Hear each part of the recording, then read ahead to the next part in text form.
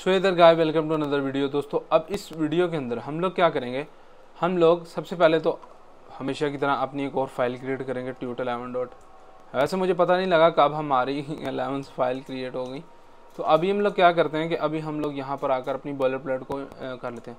तो यहाँ पर हमने पिछली वीडियो में देखा था कि आप लोग अगर CSS इसके अंदर इंसर्ट करना चाहते थे, तो फॉर एग्जाम्पल मैं यहाँ पर एक CSS की फाइल क्रिएट कर लेता हूँ index.css। ठीक है, तो अभी यहाँ पर हमारे साथ क्या होता था कि हम लोग यहाँ पर आते थे, स्टाइल टैग लगाते थे और यहाँ पर CSS ऐड करना शुरू कर देते थे। उसके अलावा हम लोग क्या कर सकते हैं कि हम अपने यहाँ पर आकर अगर हम एक h1 टैग बनाते हैं, तो इसके अंदर अगर मैं स्टाइल एट्रीब्यूट यूज़ करता हूँ स्टाइल, तो मैं इसके अंदर CSS तब भी लिख सकता हूँ कलर, और मैं इसके अंदर कलर दे देता हूँ ब्लू। ठीक है, तो अब मैं क्या कर सकता हूँ, जैसे मैं इसके अंदर आकर कोई भी कंटेंट लिखता हूँ कंटेंट, ठीक है, तो अब मैं यहाँ पर क्या कर सकता हूँ, मैं यहाँ पर आकर देख सकता हूँ कि मेरा जो इसके अंदर मैंने अपना CSS अप्लाई की है वो यहाँ पर हो चुकी है। ठीक है, तो जो भी चीज़ मैं इसको यहाँ पर आकर देना चाहूँ मैं यहाँ पर आकर दे सकता हूँ। तो व्हाट इज़ दिस मेथड, इसको हम लोग बोलते हैं बॉर्डर। ठीक है, बॉर्डर, और ठीक है, तो हम लोग इसको जो सा है हम लोग बोलते हैं इनलाइन CSS। ठीक है, एक्चुअली इस वीडियो का मकसद ये है कि मैं आपको बताऊं कि आखिर ये चीज़ें क्या हैं। ठीक है, तो मैंने इसको बॉर्डर दे दिया, यहाँ पर देख रहे होंगे आपको इसके इर्द गिर्द बॉर्डर मिल गया।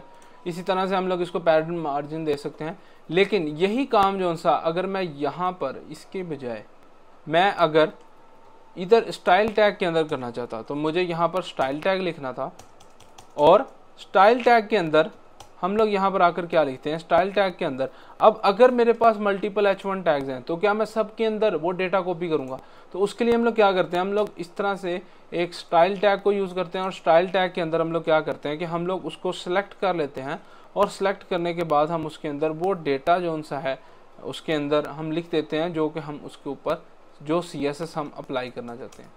ठीक है, तो हम लोग जो भी इसके ऊपर CSS अप्लाई करना चाहते हैं वो इस तरह से हम लोग लिख देते हैं, और हमारी CSS उसके ऊपर अप्लाई हो जाती है। अभी भी हम आकर देखेंगे तो हमारी CSS उसके ऊपर अप्लाई हो चुकी है। लेकिन मैं चाहता हूं कि मैं इसके अंदर आयता नहीं बुलाना चाहता, मैं चाहता हूं कि मैं इसको अलग से लिखूं। तो वो किस तरह होगा, वो इस तरह से होगा कि हमारे पास एक index.css नाम की फाइल है, हम इसके अंदर आकर अपना सारा का सारा जो डेटा है वो हम लिख देते हैं, जिस तरह के मैं यहाँ पर आता हूँ।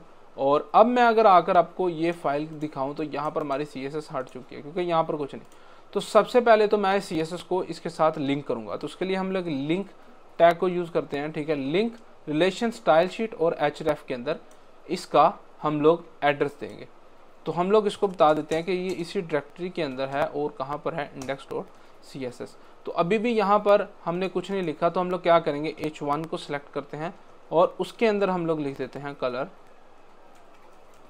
स्कीम, सॉरी यहाँ पर आ रहा है कलर ब्लू, जो कि एक इंटरनेशनल या फिर आप कह सकते हैं एक इजी टू यूज़ वे है, और प्रोफेशनल भी लगता है कि आप CSS की फाइल को अलग से क्रिएट करें। लेकिन आपका जो भी फेवरेट है आप उसको ट्राई कर सकते हैं। अगर आप स्टाइल टैग के अंदर लिखना चाहते हैं आप लोग स्टाइल के अंदर लिखें, अगर आप लोग एक्सटर्नल फाइल के अंदर लिखना चाहते हैं तो आप एक्सटर्नल में लिखें, अगर आप इनलाइन लिखना चाहते हैं तो इनलाइन लिखें।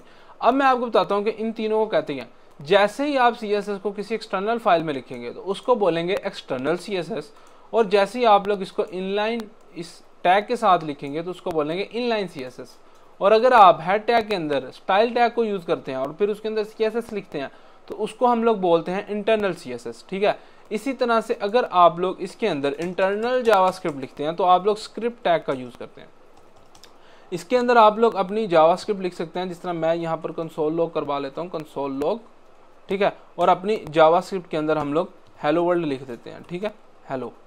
तो यहाँ पर अगर आकर मैं आपको दिखाऊं इंस्पेक्ट पे क्लिक करके अपना कंसोल, तो यहाँ पर मेरा हेलो प्रिंट हो रहा है। ठीक है, तो अपनी जावास्क्रिप्ट आप लोग लिख सकते हैं। लेकिन अगर मैं चाहता हूँ कि मैं इसको यहाँ पर ना लिख के मैं इसको अलग फाइल में लिखना चाहता हूँ, और उस फाइल का नाम है code.js, तो मैं यहाँ पर क्या कर सकता हूँ, मैं यहाँ पर इसी तरह से कंसोल डॉट लॉग और हेलो। तो मैं अब क्या कर सकता हूँ, अभी हम लोग यहाँ पर आते हैं, इसको सेव करते हैं और यहाँ पर देखते हैं कंसोल हमारा बिल्कुल क्लियर है। तो जैसे हम इसके अंदर अपनी स्क्रिप्ट को अटैच करते हैं, स्क्रिप्ट src और उस स्क्रिप्ट का लिंक। ठीक है, तो यहाँ पर आकर हम लोग देखेंगे कि दोबारा से वही कंसोल के अंदर आना शुरू हो गया। मैं इसके अंदर अगर अलर्ट भेजता हूँ तो देखते हैं कि क्या इसके अंदर हमारा अलर्ट आता है, alert this is an alert.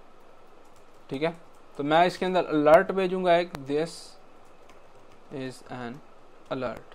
ठीक है, तो हम लोग देखते हैं कि इसके अंदर हमारे पास एक अलर्ट आया है। तो जी हाँ, हमारे पास एक अलर्ट आया है। ठीक है, और कंसोल लॉग भी है।